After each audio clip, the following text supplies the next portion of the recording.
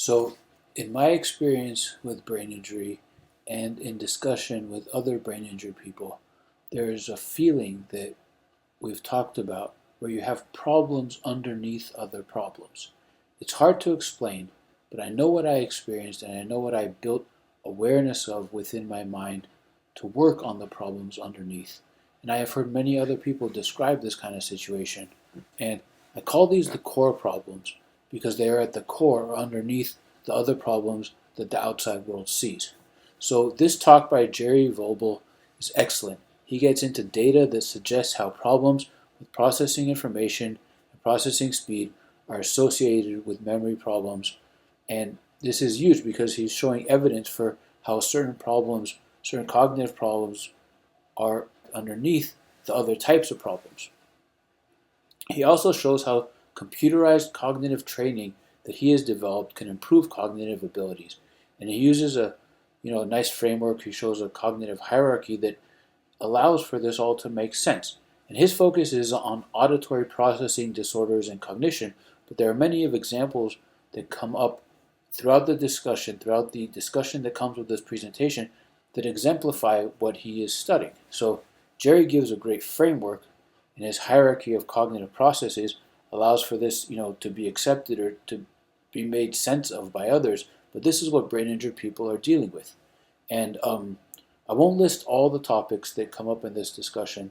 I've listed them along with the video, but I won't list them here. But needless to say, we get into a lot of stuff, and it's a really good presentation.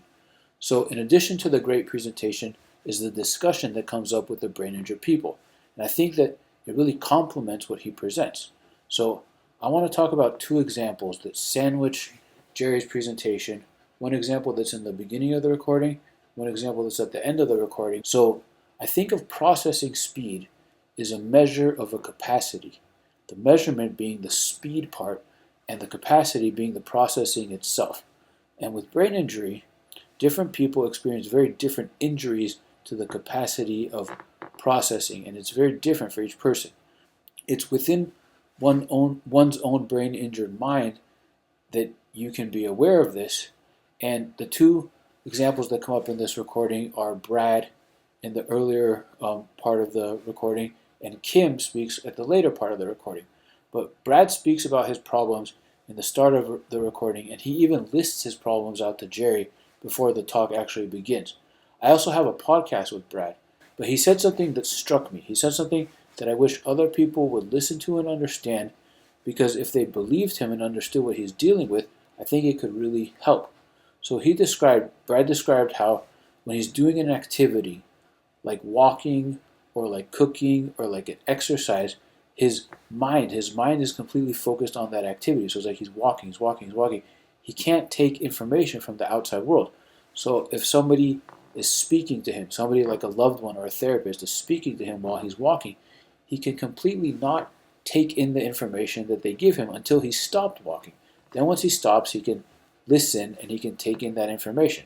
So I was just thinking how if other people around him knew this, they would be able to better work with him.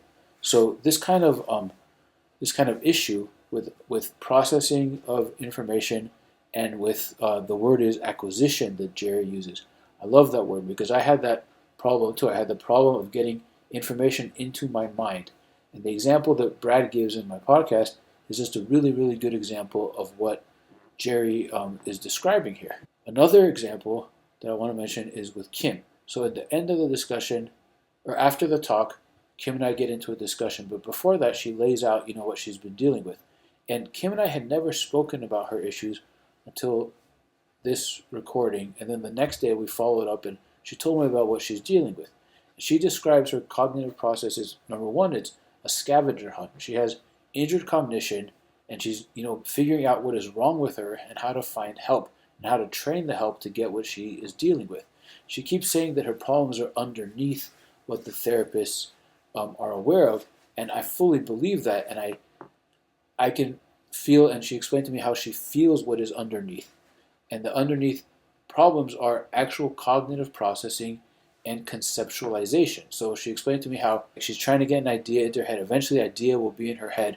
She described like she has the idea in her head, and then it sits in there and it takes long time to get it into her head. Then another idea will come around, and she can get the second idea into her head, and how it's a very slow process of getting the ideas into her head and then having them connect. And the way they connect is very, very slow, not like the basic processes of thinking about something and connecting it with an idea, or not the unbrain injured version of this. Now, I had something similar. I called it the gears of my thought were turning very, very slowly. And this is like, on the scale of, I don't know, I can't even explain it, but it's super, super slow. And that's, in both cases, good examples of processing of information just being really, really, really slow to work.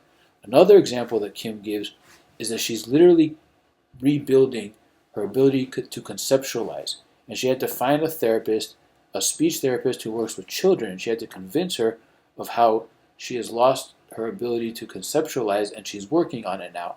She explains this in the talk, and I think that me trying to explain it here gives context, but in all cases, it's information processing, and the processing speed is diminished, but because the processing is what's actually injured. So those are just two examples that I wanted to bring up, but there are many more in this discussion, and people share equally unique problems. And I just think that the framework, the data, and the future directions that Jerry explains is really helpful, and it gives context to these kinds of problems. So please check out this recording. It's a long recording. Perhaps listen to it in sections, and also I would say maybe take notes. So thank you.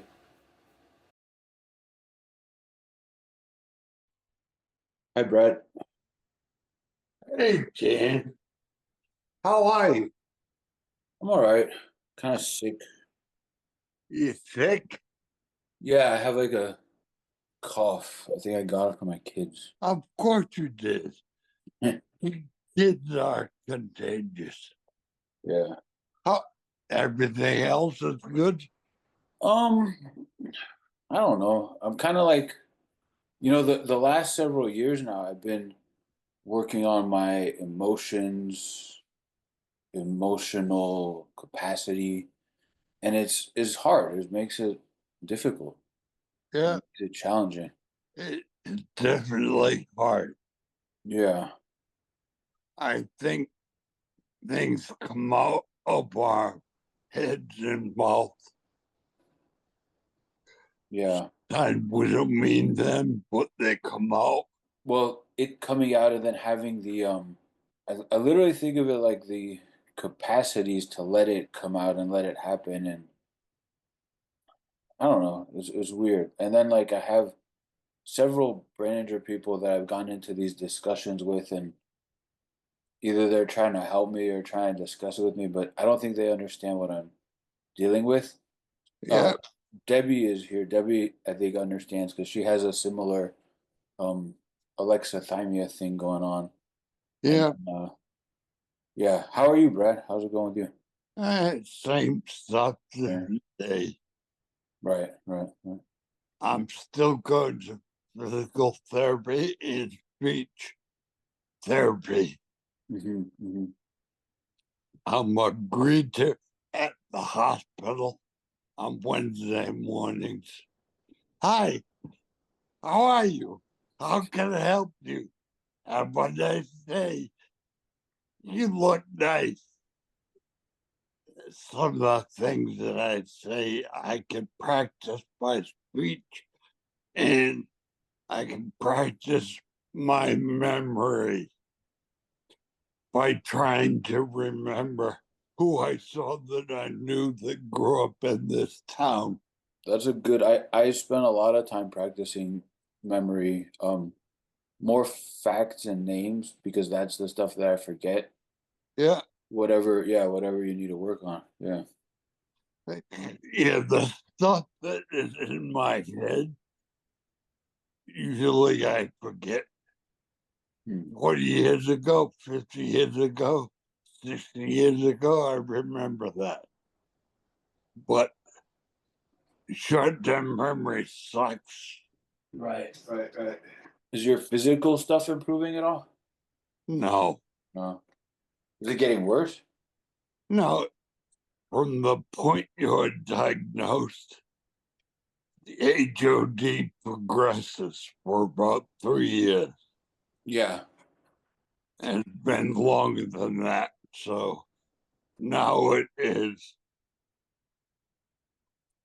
just trying to improve what I have.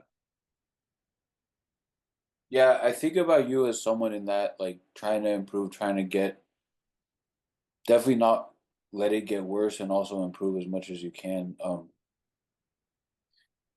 which is better than having it get worse, I guess. Yeah. Yeah. And everybody is different from what I've seen. Can you elaborate on that? Yeah, everybody with HOD.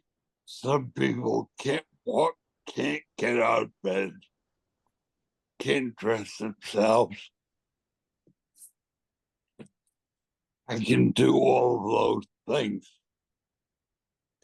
but I do fall quite a bit.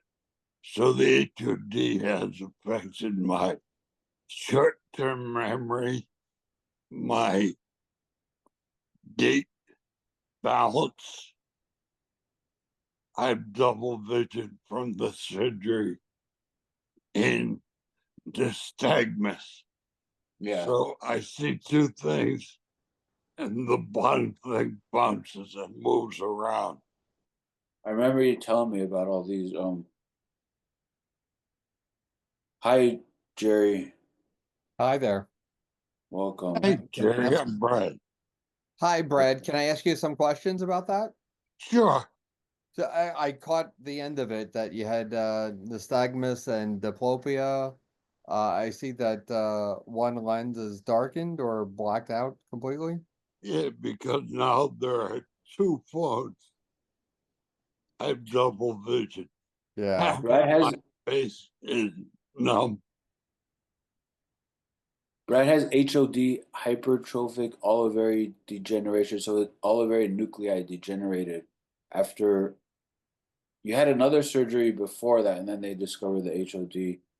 And Yeah, yeah, I had a 22-hour tumor removal, and then within a year, the HOD started. yeah. Well, there's a pretty good amount of people here. Dr. Voelbel, I'll call you Jerry, right? Not to, Yeah. yes. Okay, cool. And Huh? so thank you all very much for coming. So today's building brain awareness talk is Jerry Voelbel. He's here at NYU at the Occupational Therapy Department, and um, I'm really excited about the research that he's going to present today because it's about how processing speed and information processing, I see it as underlying memory problems. And I know with brain injury, I can just say from my experience, the discussion was about cognitive problems, processing speed, cognitive endurance. I was able to discuss certain factors with therapists in the like disability services at school when I was there, but I could feel how it was underneath other problems and the memory. I didn't realize what was wrong with my memory until I realized like later how all these just the processing isn't working or it's very hard to work on. So I'm glad to see this kind of research as revealing this bigger picture of the problems underneath other problems. So um, Jerry, please take it from there. So thank you, and thank you for presenting here. Thank Sure. you. So I'm Jerry Voelbel. I have I'll give a little bit of my professional background. So I have a PhD from Rutgers University. I had a concentration in psychology in biobehavioral neuroscience. And in that concentration, I learned about the nervous system, but I also got my clinical training in psychology at the same time. I ended up going on to doing a postdoc with um, John DeLuca at the Kessler Research Foundation in West Orange, and I did a clinical neuropsychology postdoctoral fellowship that was predominantly research, but then also some clinical training in neuropsychology as well. When I finished up that program, I was at a crossroads of what am I going to do with my life? And I decided I could go clinical or I could go into academia and continue on my research career. And I decided to go on my research career. Um, and I'm here now at New York University in the occupational therapy department because a lot of my research looks at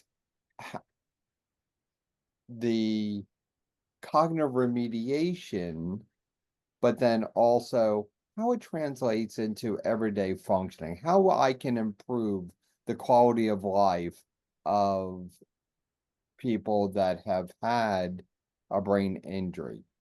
And a lot of my research centers around traumatic brain injuries, but other neurological conditions as well, as a lot of my clinical training, as well as my research has dealt with other neurological conditions as well. So I'm going to share some slides about some of my research that you may be interested in.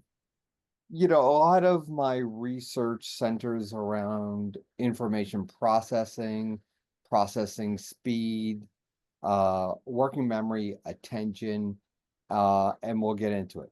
This little QR code is related to a study that, if you scan that, it's related to a study that I'm recruiting for. So if you're interested, I'll have that the QR code at the end of the talk as well. So we know that there are a lot of people in the United States that have had a traumatic brain injury and are living with the consequences of their brain injury, whether it's due to a fall or a car accident. Over 5 million people are living in the US with disabilities related to their brain injury. So what ends up happening is that, and if I go into this and you've already covered this, let me know. But basically, there's tearing, twisting of the neurons, and this disrupts the cognitive functioning. So here's a traumatic brain injury in the center of this picture, but this affects cognitive, physical, and psychological distress. But for me, what I'm really interested in is the cognitive aspect and the psychological distress, but really this all interplays together with each other.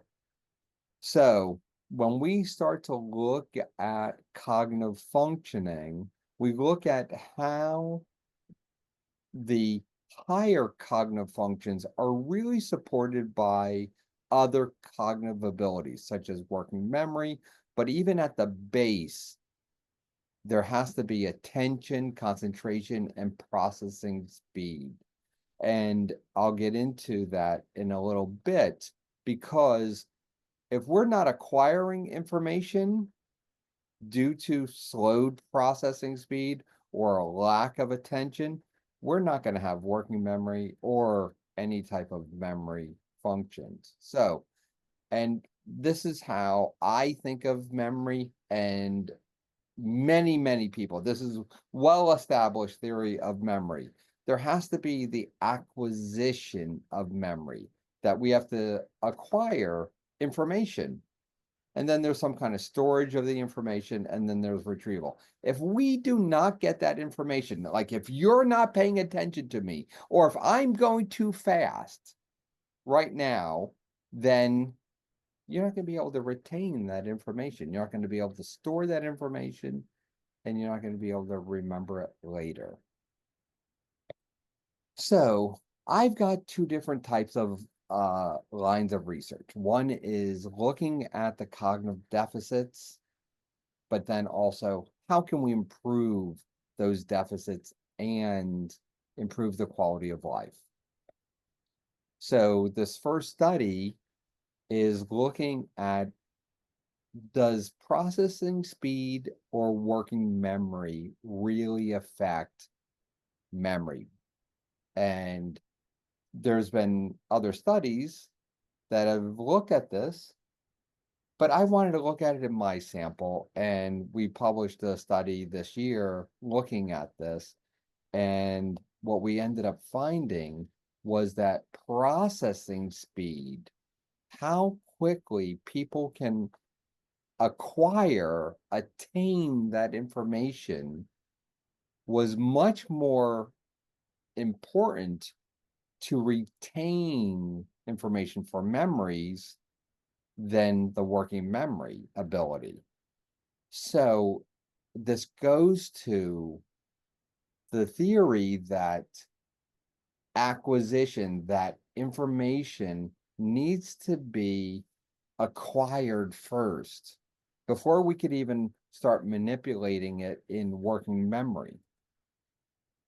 So then this second part of line of research is really a lot of what I do, where I look at ways to improve cognitive function and the quality of life of people that have had brain injuries or other neurological deficits, insults to the brain. So I'm looking at how computerized cognitive remediation can improve auditory processing, because exactly what you're doing right now, you're listening to me. That's auditory processing.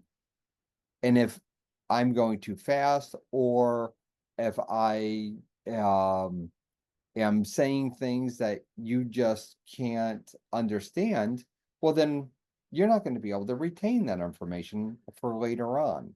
So I'm looking at ways how we can improve this cognitive ability to improve memory and improve the quality of life for people.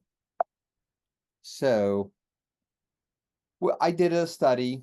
We published this a couple years ago, where we did a baseline, where people enrolled in the study. We did a follow-up study, and we did all these cognitive assessments. We did an intervention called the Brain Fitness Program, BFP, and then we also had a control group, which was a non-intervention control group. And they did the training for 40 hours over a 12, 13, 14-week period. So the brain fitness program was the intervention, and we did, there were 6 training modules that they did over a 1-hour period, 3 to 4 training sessions per week. And the great thing about that training was that it was adaptable, meaning that as people got better, the training program became a little more difficult. It adjusted with the person's ability, where other training programs are static. They just stay the same. So this was a real big advance in that we can improve how quickly the information came and people responded to it, or um, or how much information they had. So it worked on capacity.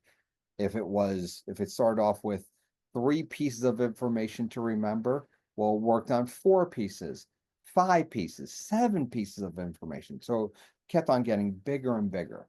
So our results showed that we had processing speed, auditory attention, and this is what I really enjoyed. So down here are self-report measures down on the bottom row.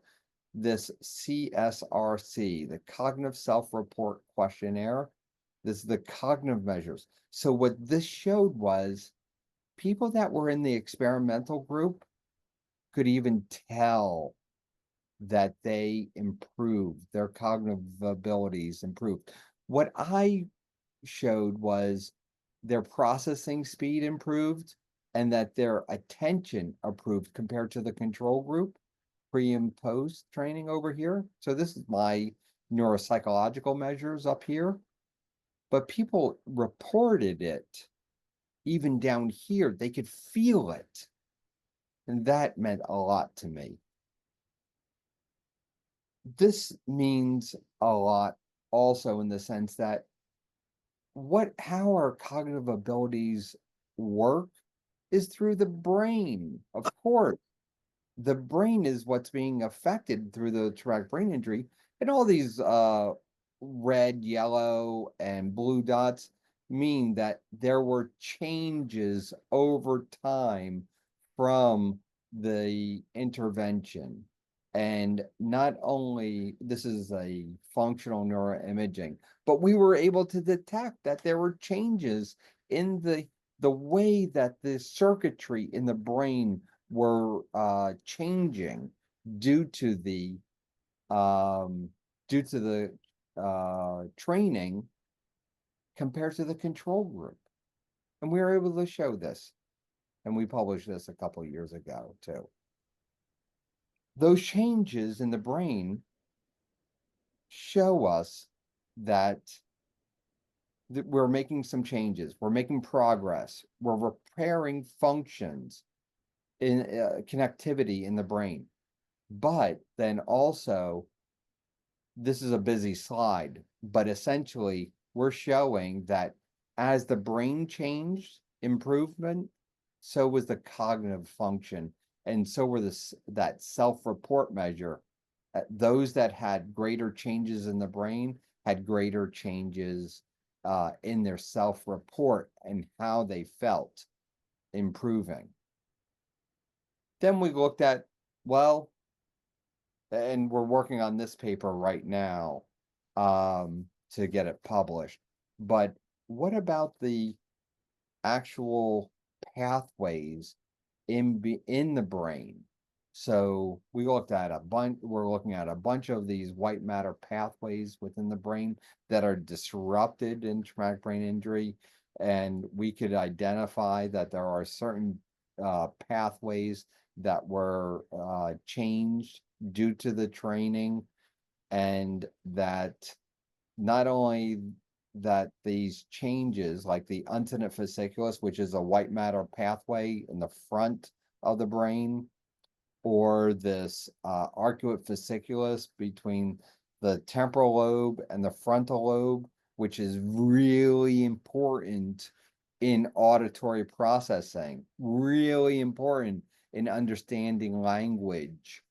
Um, and then also the superior longinal fasciculus, which is also needed for attention, that we were making these changes in these white matter pathways.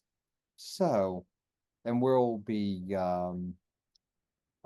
hope to publish this study soon, and that some of these changes in the white matter pathways were related to their cognitive changes as well. So essentially, we are starting to make these changes. One, we're identifying that where what's being impacted by the brain injuries, but then also how we can improve those. So the computerized cognitive remediation program that targets auditory processing, we can see it's improving verbal attention, working memory, processing speed. So crucial, visual spatial attention, but then also that people are self-reporting that they feel improvements. And then we can also see the changes in the brain as well. Do you think that them um, self-reporting means that the computer program translates to their everyday lives? Because I worry about that. I think so. I think so. This is obviously, it's interesting that you would ask that, because that's actually the study that I'm doing right now is looking at how does this type of training translate to an everyday function ability. Yeah. And so we're still collecting data on that self-report measure, but then we hope, now that we've added a measure of everyday activity, Hmm. of it's actually a computer task of doing something on the computer, that and we're looking at the number of errors that someone makes by listening to directions, that we're hoping to see if it does translate to how well it will be related to their everyday ability. That's good to test it and I guess show it clearly or the lack of it. I worry that a lot of computer programs train you in that program, but don't necessarily translate. And I found that the work I used in my life to take things that I needed to do, that's what ended up really helping me. And this is over like 11 years. So I just speak Yeah, from experience on that. you know, Oh, that's a common complaint of using computerized cognitive training, is that, oh, it only is good for showing that it's good for what they tested, what they trained on. right. Um, and that's a misnomer. There's been plenty of changes in everyday activity, all the way from driving improvements to cooking improvements to identifying things when you're searching for things. Like, these are everyday activities that people do, and computerized cognitive remediation does translate to everyday activities. Computerized cognitive remediation sounds a lot more complicated than just certain games that are out there. So that's cool. That makes sense. I mean, that's exciting. And you know, this is exactly why I have this picture up here, because I got into this type of research about um 15, no, probably about 20 years ago, because there was a game, a Nintendo game called Brain Age. Clinicians were telling people with brain injuries, "Oh, just go play that game, that Nintendo game. That'll help you." And then it went to play Sudoku and crossword puzzles and Angry Birds and I forget the name of this game down here, and all these other games, and they're cognitively stimulating and they're fun to play. I play them, but they're not cognitive remediation tools. So therefore, there's a big difference in what they do and what the actual computerized cognitive remediation, the brain games, are actually targeting and doing. And actually, the key ingredients that I have up here is that it's targeted training, such as the training that I do is on the auditory system. I don't say, oh, let's just do everything. I say, let's target the auditory system, because exactly what I'm doing. I'm talking and hopefully you're listening. Pretty soon you're going to be talking and I'm going to be listening. And, we'll have that exchange. But they're also multiple training trials. They're adaptable. They're motivating because they're game-like. And they also have this game like. So I always like to thank my research assistants, but I also like to thank all the people that have helped me, that have volunteered in the studies. I really always appreciate their time that they've provided to research and to my research specifically. Without their assistance, we and my point was with those games was that the clinicians have to raise the bar to provide evidence-based care. And by me doing this research, I hope to provide evidence-based research so that clinicians can say, oh, you want to go do this, or for that deficit, you want to go do that, not go play Sudoku or crossword puzzles. That's not the way to do it. And participants help me do this type of research. Okay, I'm gonna stop sharing so I can see you because I couldn't see you for a while. Okay. I can ask other questions, and if anyone else has. Yeah, yeah, please. And I can go back and show some other slides also. Cool, cool. Well, I think one point that you made, and I don't want to go on a tangent, but I need to say that evidence based is super important. Meanwhile, I feel like with brain injury people, it's like we're sitting here with this condition and not being understood. To us, it's not like mysterious. Well, it's hard to explain, but it's like you can see it, you can deal with it, and you deal with it as you have the life of having the brain injury. The question I was going to ask is, you use the word. But Dan, let's go back to that actual point that you're making. Yeah, So, evidence-based means that scientists have shown that it works for a specific condition. sure. So, this has to be this is what I teach my students, right? Hmm. That you look at evidence base, but also there's also an art to providing care. So you want to so clinicians also have to have an art to understanding that there's individualized treatments, but they have to do it within the evidence base, right? So maybe like your glasses. I see that you're wearing glasses, corrective lenses, right? So Yes, someone came out and said, these are what's going to help people see better. That's evidence-based, of course. right? So, um, what's the prescription?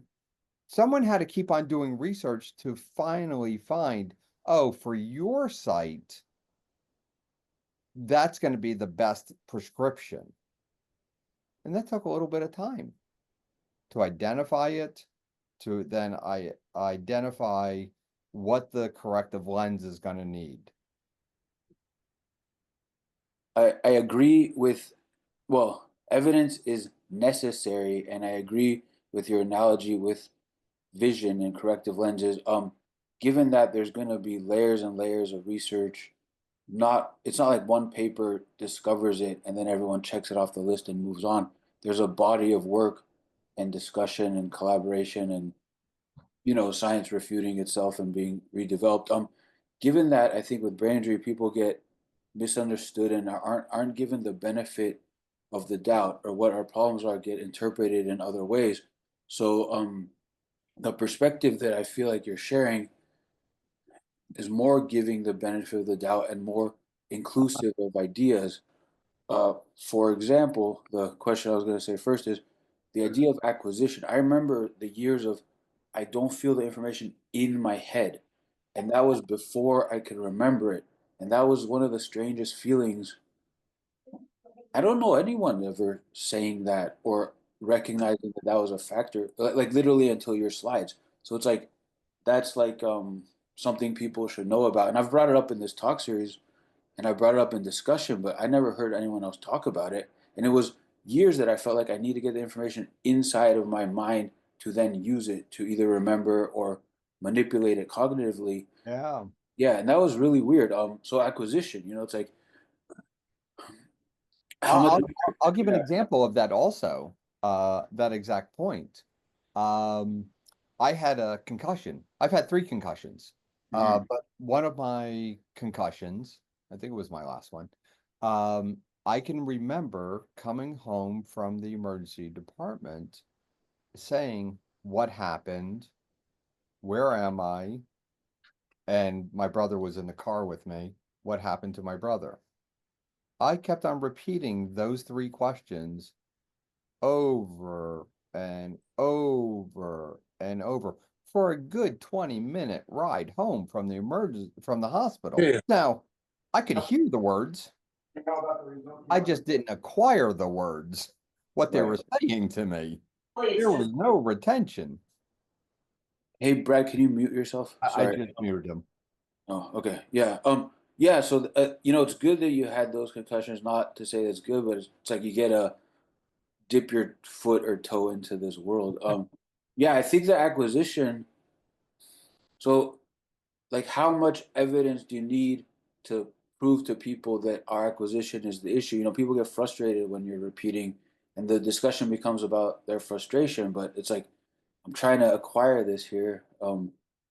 It's a big problem. I appreciate that you mentioned that, and I think people can learn So, about it more. Yeah. Dan, to get to the other perspective of processing speed Hmm. of an acquisition, then so many times, someone will give a phone number, you know, 212-998-5431, you know, and oh, did you want me to write that down? Can you say that slower?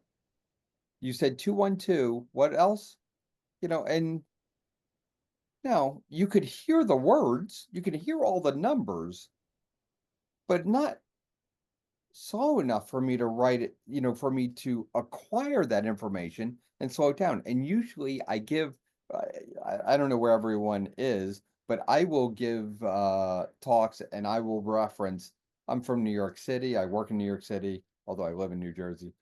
Um, but I will talk about giving directions to get to 56th Street and 7th Avenue. Well, you got to walk over to 6th Avenue. You got to take the AC or E train. You go 7 stops. When you get off, make a right, and then you're going to walk about 3 blocks and make a left. Uh, and by the time you make those directions, done with those directions, people are like, "Whoa, my head's spinning. What'd you say?" Once Yeah. again, it's processing speed.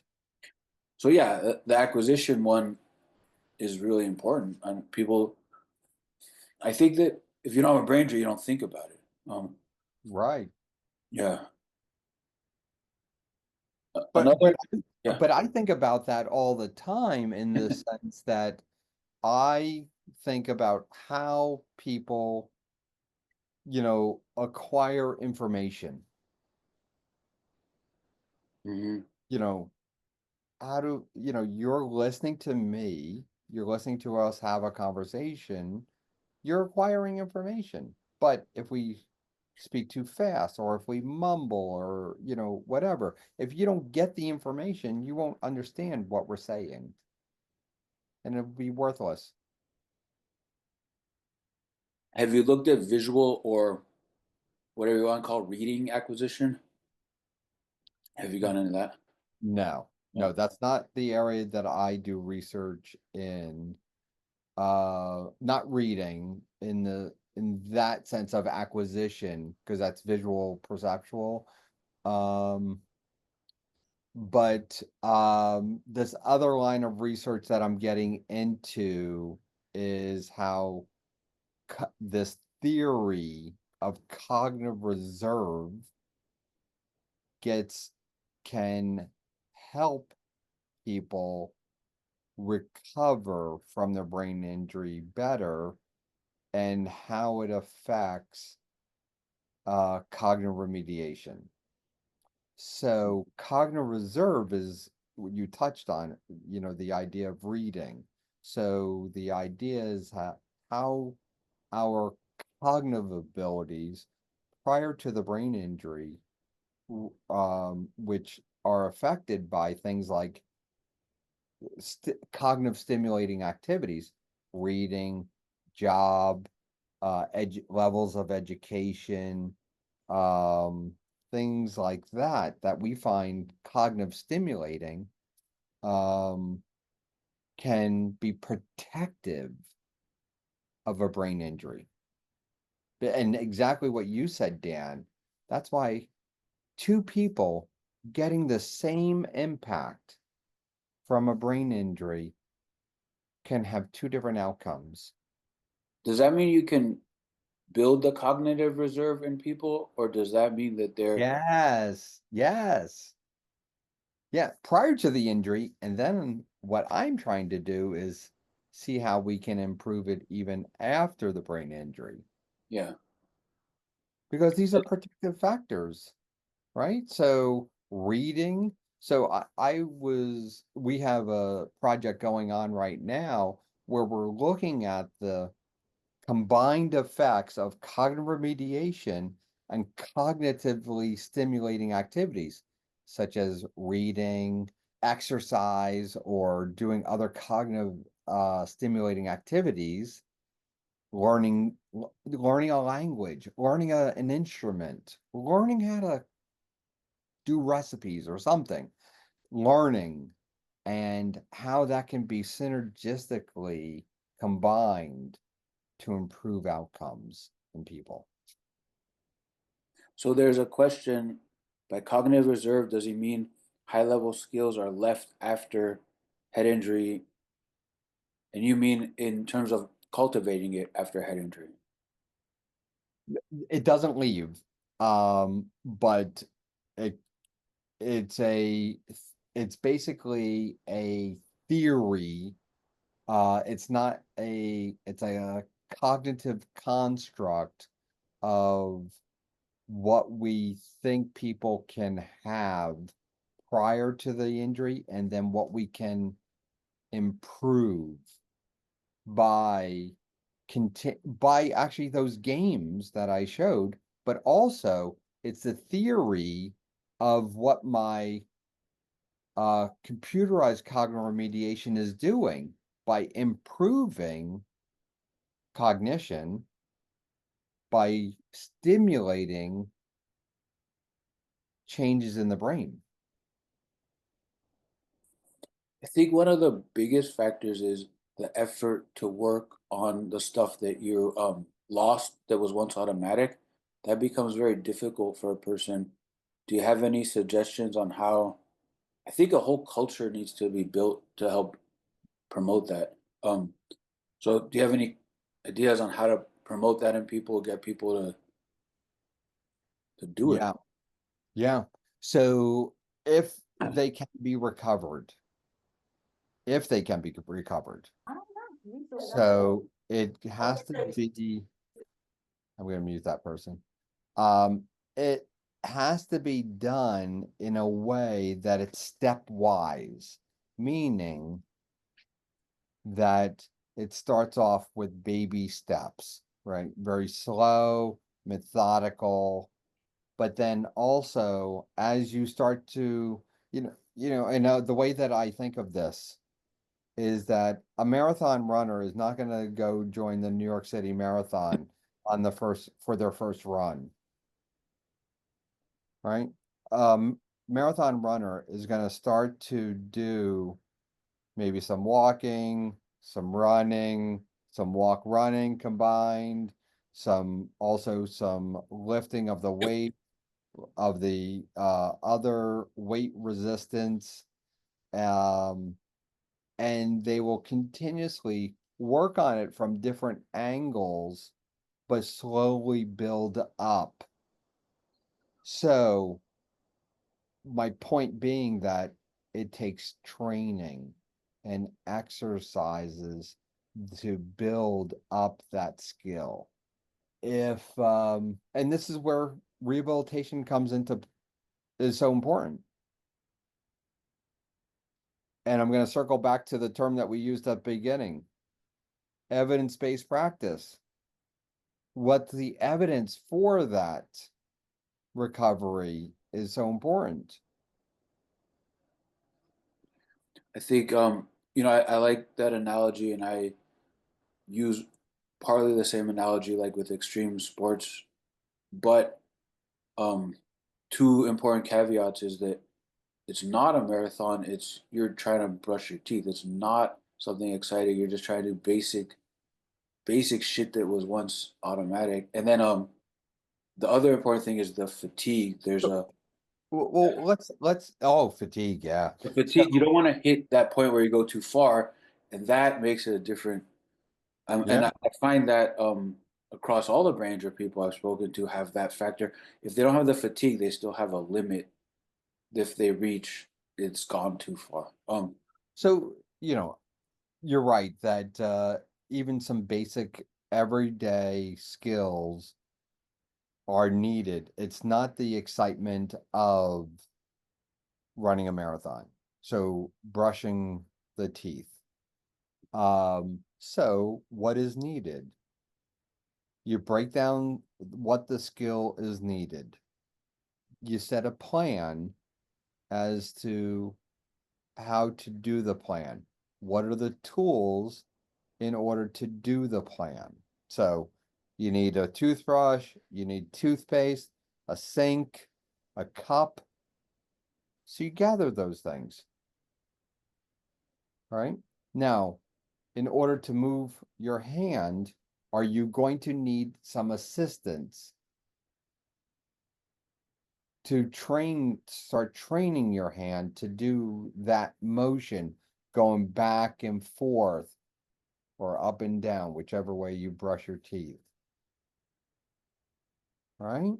So that skill may need some assistance at first until, if you can get enough strength in your arm to do that. I think within that example, yeah, it's a good breakdown. And then sadly, it's not like then you go back to normal. Then the next thing also is difficult. So I guess try to promote that culture of people being aware, people around brain injured people being aware of that would be helpful. Does anyone else have any other questions? I do. Brad? Thank you very much. Sure, Brad. A lot of what you said, I already don't remember. Not that you didn't have a So, good. so Brad, let me test you just for a second. Okay, What's my first name? Terry. You're pretty close, Jerry. See, good. So what did I present on? Was it on cooking broccoli? No, learning how to do things the way you used to do. Pretty close. You, I saw on one of your slides, Jerry, neuroplasticity that has helped me dramatically. I used to fall once a week. Now I can go a month without falling because I've learned how the new pathways to do things that I used to do without thinking. And Brad, that's a great example. And that goes back to what Dan was saying, was that through neuroplasticity, it's referred to as use dependency, that you keep on doing a skill over and over again, you're going to learn how to do that better and better. It's exactly why athletes are so good at what they do, because they learn how to do something over and over and over again. So you learning how to walk without falling, hopefully without it being debilitating, hopefully you're getting better and better at it. Yeah. There is no cure for HOD, Yeah, I'm but sorry. I've gotten better at it. As you said, it's not practice that makes perfect, it's perfect practice makes perfect. So Yeah. you learn how to do things the way that you can. I used to coach girls fast pitch softball, and we Me used to do too. the exact same thing. Yeah. Thank you, Brad. Any other questions? Kim, did you have your hand raised? Hi. Dan, thank you so much for doing this, and Jerry, for you here. Sorry I jumped in a little bit after you're already into this, but so you mentioned something. This might help to clarify something for me. You mentioned about the cognitive reserves that someone has before and building on them after. I feel, though maybe I was clueless before the accident, but I feel having a master's in exercise physiology, athlete, and a very successful professional career, all which are um, I'm working very hard. I'm almost 10 years post, and I look and sound okay, but not. So my cognitive reserves are totally so, but I feel that I had really developed quite high level executive functioning and cognitive reserves before. So, because I dealt in a lot of different situations where I had to make quick changes and choices and problem solving, etc. And yeah, so that was a little confusing to me when you said that, because I've been trying my darndest, but then again, I'm not in the best environment with the best going through this solo with a situation where I have the pause rest pieces and the level up parts that happen in a more, they could happen in a more sequential way, but I have the intelligence, and it's like a not deja vu, a scavenger hunt, and to recognize, being a former facilitator and teacher, and oh, what did you use that term before? Like facilitator also needs to be creative and really being able to adapt these pieces. I was in that department before, but I couldn't make my way out of a paper bag right now. So um, I I'm just curious and realizing that everybody is an individual and it is very unique, because we're all wired somewhat differently even before our injuries, though Right. we have the same injury. So that's a piece of it, the background piece. But then having people that, and you're helping this, so I'm really hats off to you, to have the evidence base so that practitioners and healthcare people that are dedicated and focused can actually make a difference. So I guess the cognitive reserve before, that kind of threw me off, because I am fighting and working my ass off. And so that's that piece. And then the other piece is, because I've been doing my art, that was the only thing I could hang on to. And I want to Kim, ask I'm a going to question. interrupt you for a second, but Yeah, think thank you. about that for a second. Yeah, yeah. So I don't know anything about your injury, anything about you. We just met. But you seem like you just said that you're working your ass off. Mm-hmm. So, and you were in an environment where it was very fast paced before. That's what you said. I was in the healing arts and worked on complex cases. Okay. And so my meditative practice was, so as far as my well-rounded and understanding specificity in sports and training, all that stuff is, so I had a wide kind of Okay. net. So, but think about then, one, your skill set allows you to work really hard now, Uh, right? mhm. And that once again, I don't know anything about your injury, but would it have been a worse outcome if you weren't doing the things that you were doing before? Probably, but I work myself so hard. I'm working against my capacity windows of, and even knowing where that is, I don't have the awareness of it. And that's a great point to say. Sometimes, you need that respite, that rest to recover. So give yourself that break. I try, but I have to live on my own. So there's still catching up with a lot of basic things. Can I make a point with regard to what you are both saying?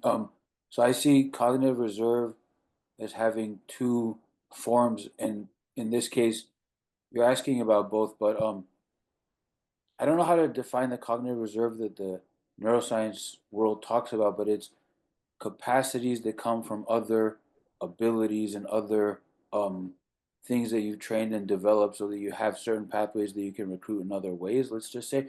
But the I kind of meet people with support and without, and when they when they don't have support, they're in really big trouble because everyday life and function and the stresses of all of it weighs upon them, plus the brain injuries. And so I see you as a person who's in that, and I've met, like I was saying, many people in that, and it's really messed up. So I think across all of this, more support needs to be provided and more understanding needs to be there to help people in that situation. And you have, I think you have that cognitive reserve that Jerry was talking about, but then you're in this having no rest situation, which is Mhm. really bad. And yeah, it's And my brain keeps trying to figure out the code cracking abilities to problem solve to get myself out of this mess. I keep trying to do that, but I keep running it, keep there's the walls that I'm constantly, I can't figure this out. So yeah.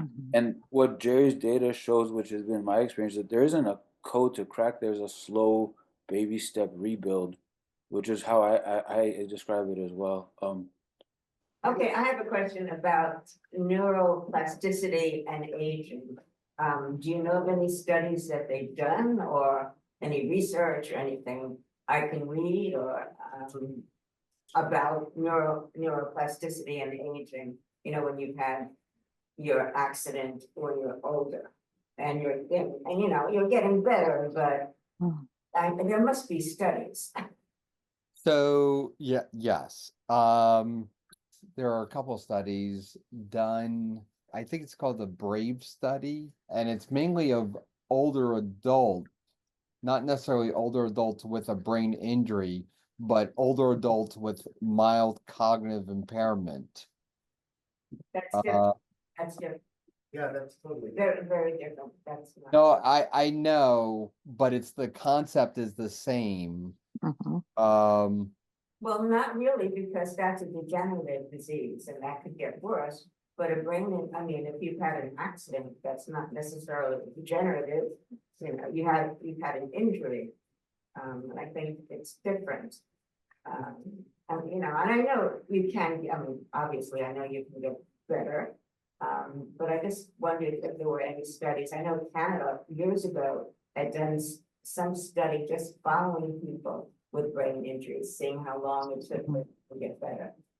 Yeah, there's another study that I'm involved with that's looking at does a brain injury result in people having dementia,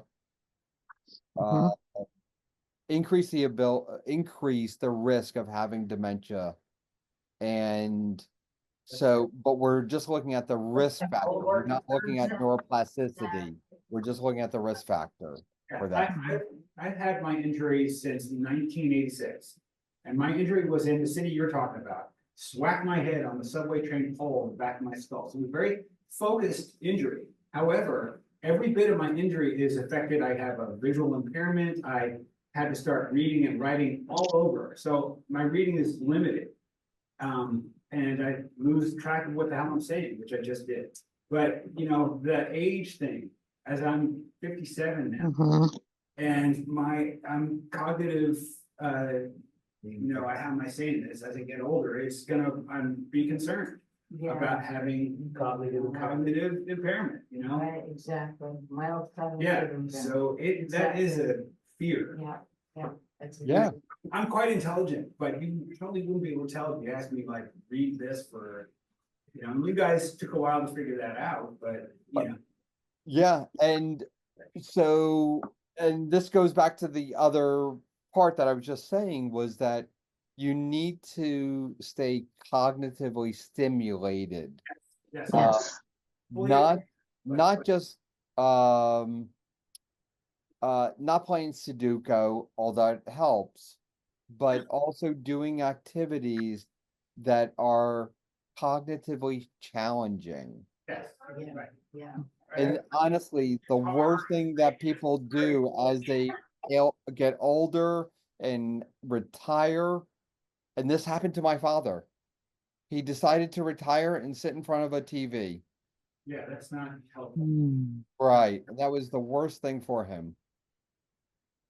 Agreed. But what I'm saying, this happened in 1986 for me, and this kind of training was limited because you didn't have computer access Well, to that kind of training. Yeah. Yeah, the training I had was that on paper and that kind of, the limited skills were very, very limited. Yeah, you know what I'm talking about. Yeah. Yeah. Really like, okay, I got a little bit of help because the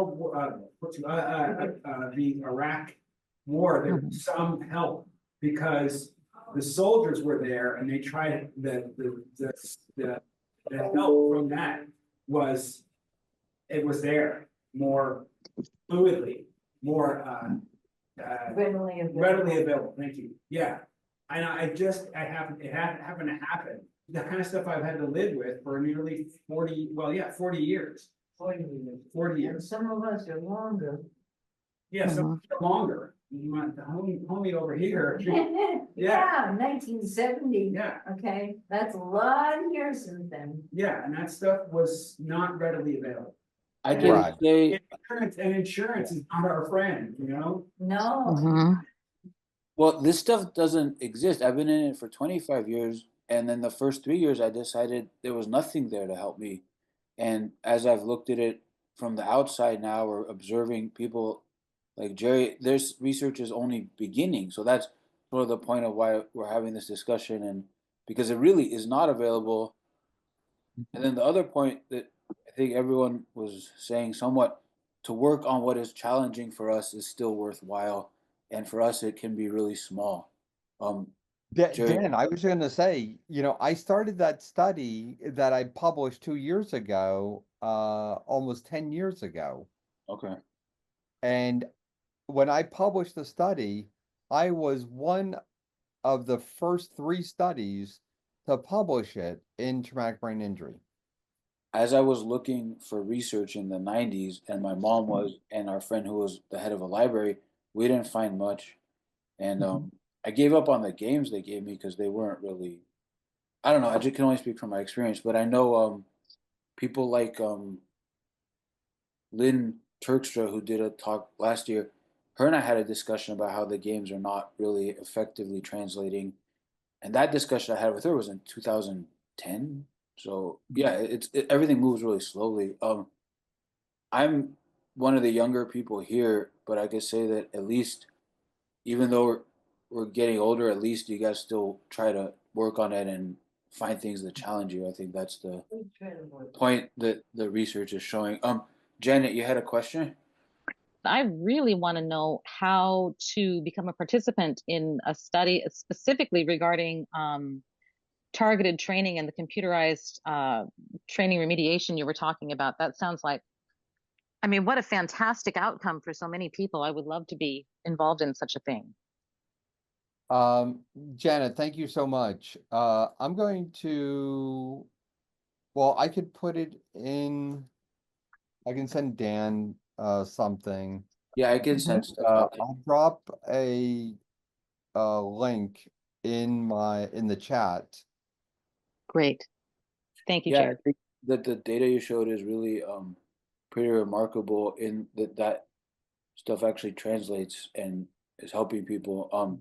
It'd be cool to then make that more available and widely available. And I think that one of the problems I have with evidence-based, which is not that I have a problem with evidence-based reasoning, it's that it's in my brain injury experience and many people I've met, um, it's like you're guilty or you're not, because people don't understand the injury aspects, then you're guilty of making it up or something else. And so they need the evidence to be convinced. But for me, it's very real and very obvious. So that's why, like, people don't get what I'm That's talking not about. evidence-based research. That's, although I was reading something yesterday where someone came to the emergency department and it was POTS syndrome. Okay. And the or the emergency doctor kept on saying, are you sure you don't have a drinking disability? A drinking problem? Are you sure? Are you sure? Are you sure? And she's like, I don't. But that's the way that she presented. Right. And it was, you have to listen to your patients. Yes. And believe them and be Right. true. And yeah, the evidence is for the unbrain injured to believe us. Meanwhile, we're dealing with it. I have, a podcast. Every single recording I have, someone has an example of the judgments and misunderstanding, accused of malingering, accused of all this stuff. And in fact, the fact that I felt that way and then met so many people with the same issue is what sort of got me to do the podcast to begin with, because it was like the same story. and that was like 20 years later. So evidence is of course necessary, but also they can believe us. Debbie, did you have a question? First of all, thank you, Jerry, for presenting. And I think Janet asked my second question, so thank you for the link. My first question is, I have a slight auditory delay, so what you're saying is that could be contributing to that cognitive reserve not being as maybe as much as it used to be. Would that affect it? Not the cognitive reserve. The cognitive reserve is a theory of what your what you experienced, how enriching your experiences were prior to your brain injury, especially during brain development, prior to age 25, right? So that's what cognitive reserve really is. How much, and then there's also brain reserve, how much neural connections you have with they have with each other. That essentially affects how much cognition we have. So the cognitive reserve is really a theory of how much of a protective ability we have against the insults that our brain can take. But if you have a delay in auditory processing, that goes to my other point of processing speed. Okay, so that Possibly. yeah, but so that training possibly, I mean, I have other issues, but that training possibly then could help, because I always feel like I'm a little behind. So I'm just trying to keep up all the time, so everything else Sure. is off the radar. Yeah. Sure. Okay, So- and then my second question was about the study, so yeah. So Debbie, the nice thing about the study that I'm doing is that, and I don't know where you live, but if you're in the US, we do this completely remotely to participants around the country. We recruit participants around the country. Now, that first study that I presented was just of people in the New York City metropolitan area.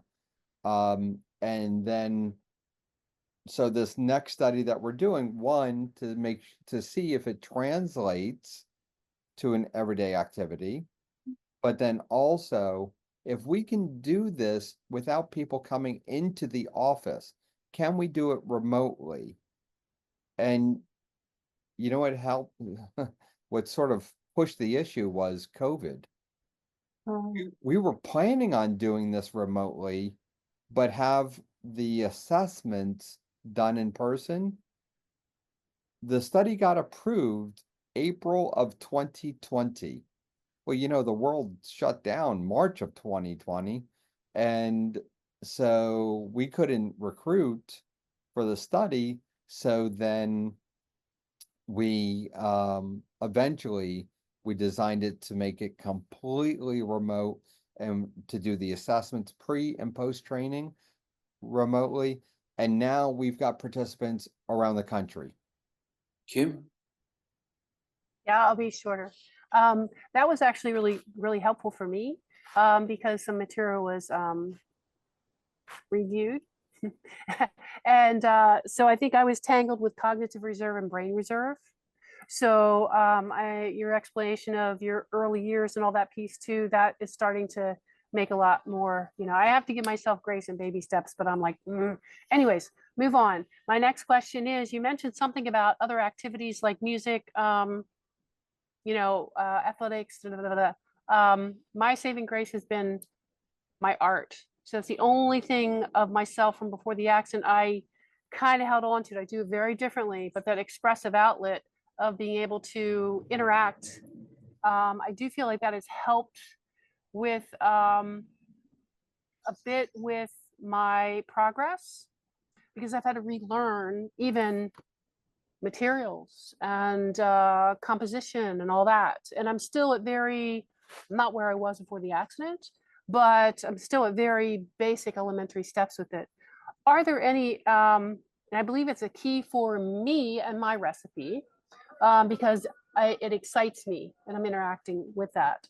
Are there any studies or things being done with the expressive arts or those activities with brain injury recovery in positive ways? Yes, there are.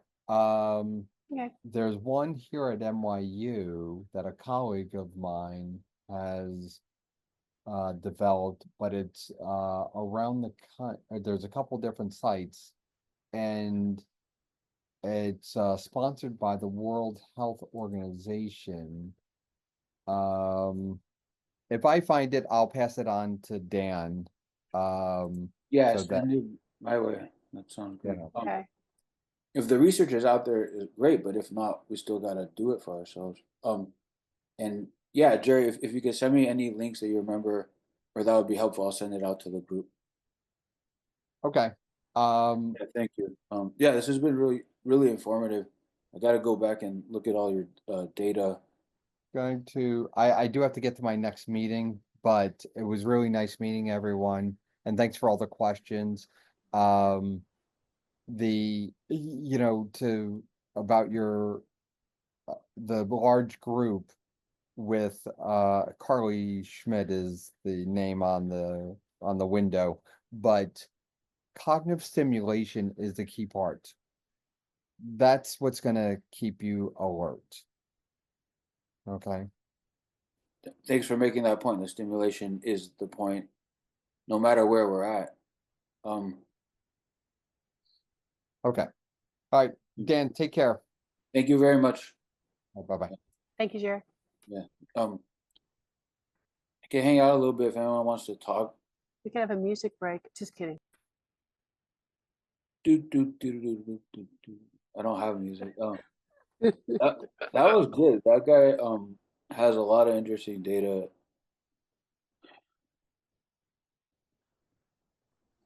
Yeah, and it's fascinating. I could kind of pick up that he had had concussion before, or several, just the way that he was delivering or something.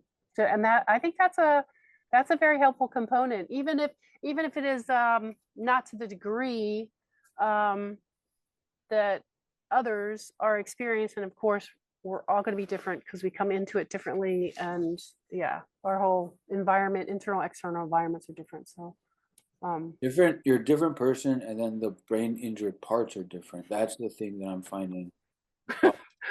Yeah, yeah. And yeah. Hey, Aaron. Dan, thanks for putting that together. It's really helpful. It'd be interesting, like the auditory piece. That's what his focus on. Yeah. Would love to would love to see if he knows anyone in like the reading comprehension challenges. That's where I tend to stumble, is understanding written communication, the acquisition of it, and then kind of the retention of it. Yeah, that's why I asked him, because I had the same thing. My auditory processing was not so bad. My taking anything written and getting it into my head was tremendously difficult. And that's where it literally began with read a sentence at a time, a half sentence at a time. And also, what it became was working on memory, but it became I read the sentence and then I don't remember the words, but I can kind of remember the concept. So then the words became the thing that I would write to repeat it. And that was a routine that I built for myself. And it took many years. And it's not auditory, but what he's talking about with auditory, it's just a different system. You have a problem with a different system, so you got to find the baby steps for it. Yeah. No, it was just a lot of great information. That was actually consumable for me, digestible.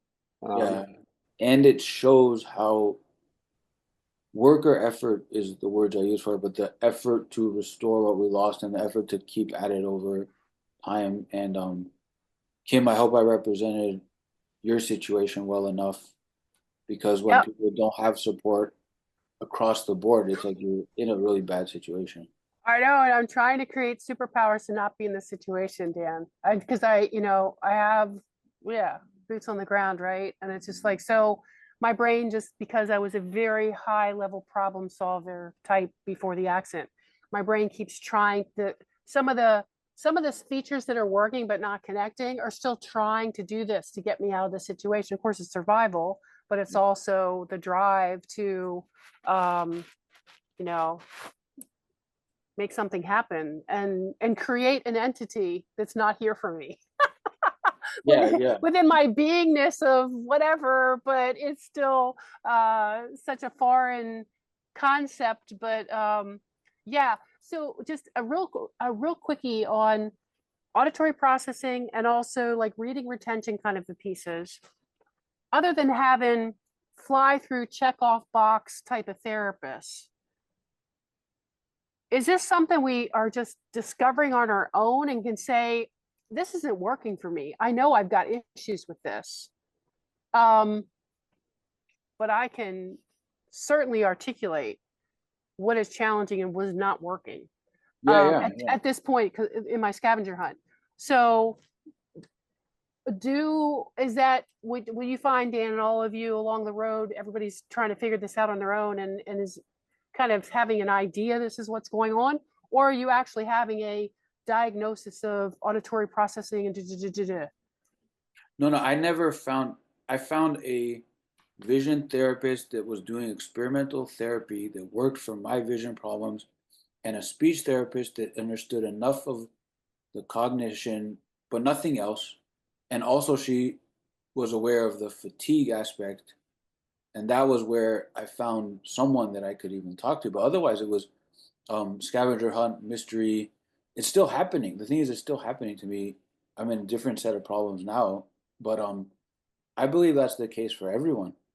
And I know people in the big group are definitely figuring it out for themselves. And some people find a good doctor, and then it's like, what does that mean? And usually that means they have awareness of your biggest issues. I think everyone has a list of problems, and no one gets the list. It is a sequencing on the baby step learnings of really, I think, a recipe that really makes sense on the rebuilding of the neuroplastic, repetitive type of patterning that is going to lead to some levels of mastery, even though they're little levels, but they're mastery for at that point. And I just had some brilliant people in my world that are really present, really listen, and that said to me, the first one was like, you are not processing as a 60-year-old woman. You're processing primal. You're at a 5-year-old level. And there's 4 areas of cognition. The 4 areas of cognition are ideas. I'm like, I can do ideas. Okay. Then there's the integration. I'm not integrating. And then there's the maintenance. I'm not maintaining. And then there's the problem solving, where I work my ass off, but I'm not doing very well. Oh, well, Kim, if you're bouncing off of ideas and very weak problem solving and the other two aren't activating, you can't advocate for yourself and put things together. And I'm like, I've been working hard, like 9 years on this. Then the next information I get is, are you processing concepts? I'm like, and how's your imagination? I'm like, I'm not. And I had amazing imagination before, and it's like squeezing out like a little baby fart to have something that seems like it's imaginatory, but it's not really, because I'm missing those parts of cognition. So I've been going to adult speech therapy, but they're thinking I'm adulting, and I'm just going to go ding, adult stuff comes back on. I'm now with a child speech and language pathologist. I'm wrestling her to have a split screen with me. And today was the first time we met 5 times, because she keeps doing this stuff way up here, because I need outside support because I don't have outside support. And we worked with these flashcards today in basic sequencing, and my system was lighting up on that level. And I still was getting nauseous. I was slurring my speech, but I'm like, this is closer to my injury. This is what needs to be building and below this. The the building and below is huge. The aspects that are below, I wanted to ask him about his computer adaptive stuff, if it does the repetition at the below on a constant enough level, because we're not like in a learning curve, we're in a relearning curve, which requires a lot of the basics to be done for a long time. But when it triggers, in my experience, when it triggers the other symptoms, you know that this is a problem in you. Aaron has discussed this with me with a different set of symptoms that he has, and I think that's where the work needs to be done. So you have to scavenger scavenger hunt, find it, and then find a way to shape it to build the routine of it. And the actual shortcut that I see is if you and I or any brain injury person could have this discussion, and the clinician that has the tools to help listen, the thing is they have to listen. So that's why I have a problem with what Jerry was saying about the evidence base, because not that it's wrong and not that he's doing great work. He's like the only one I found that's doing this great work. It's that they doubt us like so much and they interpret it through other lenses. I spent a lot of time internally observing what was broken in me to find ways to drill it. And that's a skill that I still have because I got really good at it. It took 11 years. Um, but what you're describing sounds like you're on the right track. I know I'm not. I mean, I was like a really amazing type of facilitator that could really listen and help people before, and I can't self-facilitate. I'm like, but I can lead people in the right direction. And I think I finally got this therapist. It's probably the fifth time we've met that she actually today showed up close to the level. She said, I'm having a really hard time, Katie, because I'm seeing you speaking and hearing you intellectually. It's like this word will come out intellectually, but I'm not processing that word coming in. So I'm really trying to give her a recipe, and she actually met me closer. And then I said, something's happening. I need a 2-minute break. We need to practice this too. So I'm hoping I'm training her to be able to really pay attention. It was hard, but I think we're starting to approach the pocket. It's just to be a matter of keeping her there and she doesn't get distracted and I don't get distracted. When you say that this is something's happening here, do you feel the difficult gears of mental stuff, the ones that are broken, do you feel those being challenged and worked on? Or what does it feel like? The sensation that I get, and I've had this happen throughout my recovery, it's like a sweet spot. I will almost have tears. It's a remembrance of coming home at some very basic pieces. And my body, I think it's intrinsically begins to fire like, oh yes, this is what hasn't been connecting to other pieces to be able to be where the rest of the world is or where I was before. That's how I kind of describe it. And so there's a twofold to this. It's like, yes, this is the spot, but there's a refining of that in me sensing and knowing it needs to be underneath of that. But so many therapists think that they're really low levels and they're not even close to the levels that we're talking about low, or I'm talking about low levels. So it's an experiment with working this practitioner and hoping that this one will get closer to, and that we use the pauses today and the rest breaks. I'm training her that, I'm training me that, I'm using every opportunity to relearn. Lights down, everything off, shut down, let my body, and I can tell at minute 1, I get a therapeutic breath. And that means now my nervous system will settle a little bit more and I can start to re-engage into a more restful state. And then from there, it's either a minute, 2, 3, 4, 5, whatever, but I try to condense it because I want to use my time. But that was helpful today. I'm swimming in this soup of lava lamp. Yeah, You know, liquid. but I will say to her at the end, I'm trying to train her. I have to have these parameters of structure, visual cues of simple. She's writing too much right now, but I'll get her on that. Simple cues so that I can stay focused. Doesn't take me as much to try to follow what's going on. I can stay focused.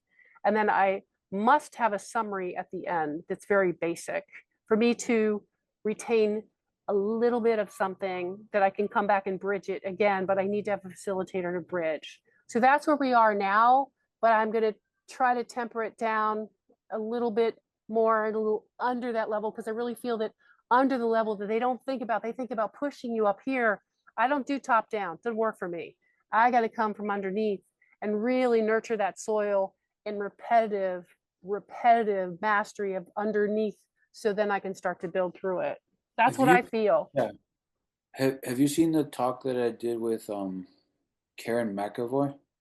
I don't think so. I've sort of hit or Um, miss I'll, stuff. I'll post it, I'll send it to you, but I am looking at all of these as a big puzzle.